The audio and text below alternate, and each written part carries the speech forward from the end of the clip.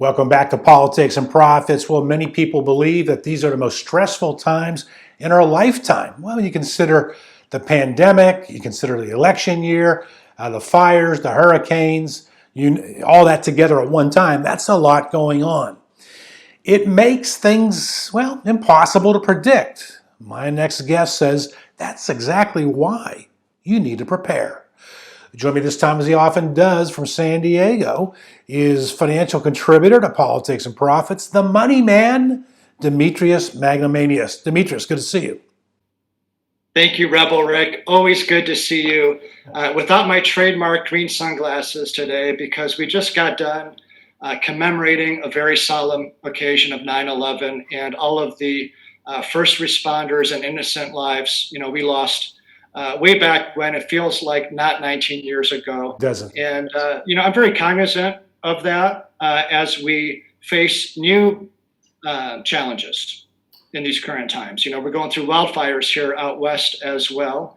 And yet, we have this division in the country on many levels, but also financially. People are wondering, how in the world is the stock market doing so well when the economy is doing so badly? And I can't cover all of that in this segment, but the basic reason is government intervention. So the Federal Reserve, cutting interest rates through their monetary policy. And then, of course, Congress basically sending out checks, as stimulus payments as part of fiscal policy. And so we see that demarcation between people that work and are struggling if they've lost their jobs, and investors that frankly are making tons of money. And it just adds to the socioeconomic disparity we have in this country. And I think that's a major, unfortunately, root cause of the demonstrations and the duress we're going through. Well, that's a good observation and insight.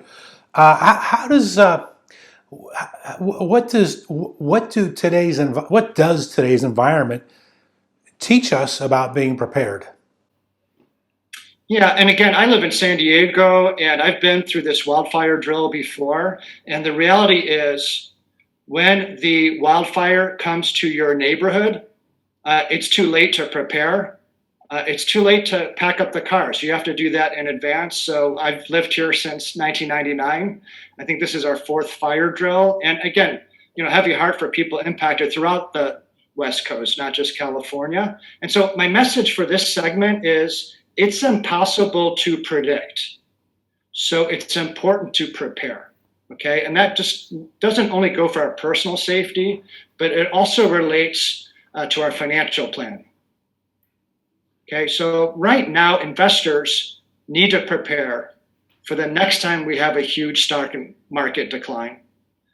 And the inevitability of rising interest rates. So right now we're seeing asset prices sky high, whether it's stocks or bonds, and that's all a function of what we call ZIRP, in my profession, zero interest rate policy. But basically, interest rates are zero. Bonds and stocks are worth more when interest rates are zero, and people don't want to have money in the bank when they're making 0.01%. That's right. Now's the time to prepare. And that's what's driving the market. Again, as you say government intervention.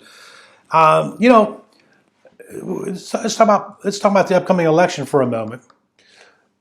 Since 1926, the incumbent has been reelected 87% of the time, or 86.4, some number like that, when the market has been up in August, September, and October heading into Election Day. We had a big August. I'm referring to the S&P 500 in particular. How's September looking? That's probably the most frequent question I receive from clients and non-clients alike. Like, what should I do because of the election? And you're on point. I mean, historically, who gets elected, Democrat or Republican, does not have a statistically significant impact on the market. So Money Man is more worried about the next 5 to 10 years than the next 2 to 3 months. And what I mean by that is it really looks like to me the traditional portfolio allocation and fund diversification strategies may not work as well the next 10 years as we've expected, because we're coming into this decade, not only with all of this negativity out there and uncertainty in the economy, but very high asset prices. Here's a point for your viewers. We have not had a year where both stock prices and bond prices declined since 1969. That's the last time. Both major asset classes declined in value. So that's barely within my lifetime. I know it's within yours, right? But people have never seen that. And that's a scenario that could very easily happen. And so, I encourage your viewers, and these are anxious times, to really make it a priority, especially if they're blessed enough to have savings. And I'm talking about recent retirees and retirees the most, to make sure they update their strategies for the road. Well, so you see the next 5 to 10 years being different, as you said. How so, and how do investors prepare for that? Yeah, so great question. And, and I just told my finance course at Cal State San Marcos this week that 99% of my answers are going to be 2 words. It depends. Everybody's situation is different, right? So as a financial advisor, a wealth manager, mostly for retired clients, I need to look at the whole picture first, okay? But generally speaking, there are more innovative investments out there that people could use as a hedge if they are concerned about stock market risk, if they're worried about rising interest rates. Something I've been starting to implement into client portfolios are a new innovation called stop loss ETFs. Okay, and basically they work like the traditional annuity where they protect against the downside. However, your upside is capped. The main benefit is they're liquid, whereas annuities usually lock up your money. Yeah.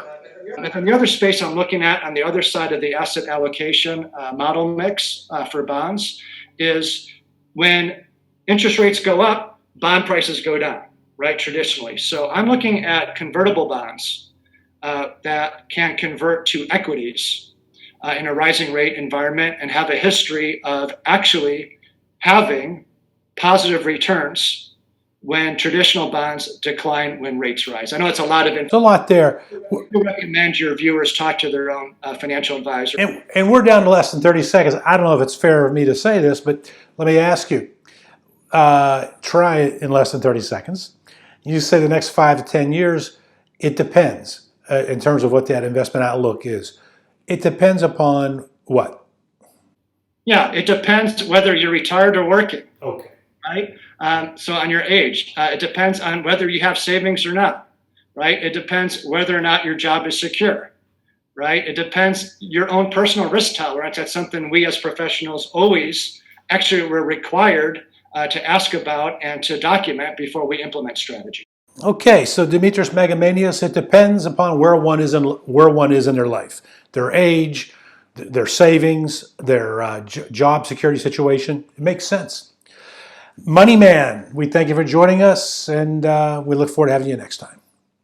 Hey, and just remember, with Dimitris, your viewers can always be smarter with their money. Man. All right. Money Man out.